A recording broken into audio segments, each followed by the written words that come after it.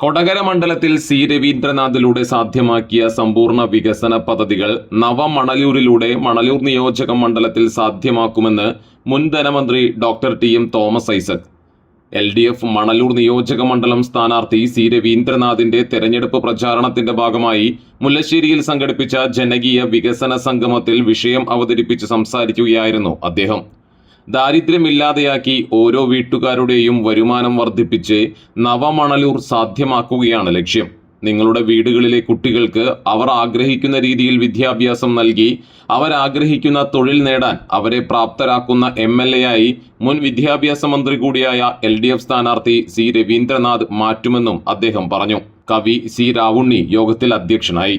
കേരള ശാസ്ത്ര സാഹിത്യ പരിഷത്ത് ജില്ലാ president doctor CL Joshi, Murali Perunnelli MLA, Kavumbayi Balakrishnan, CPM Manalur area secretary PA Rameshan, CPI Manalur മണ്ഡലം committee secretary VR Manoj, VN Surjith, Mullassery panchayat president Mini Mohandas, ജില്ലാ പഞ്ചായത്ത് അംഗം രാകേഷ് കണിയാമ്പറമ്പിൽ എന്നിവർ സംസാരിച്ചു.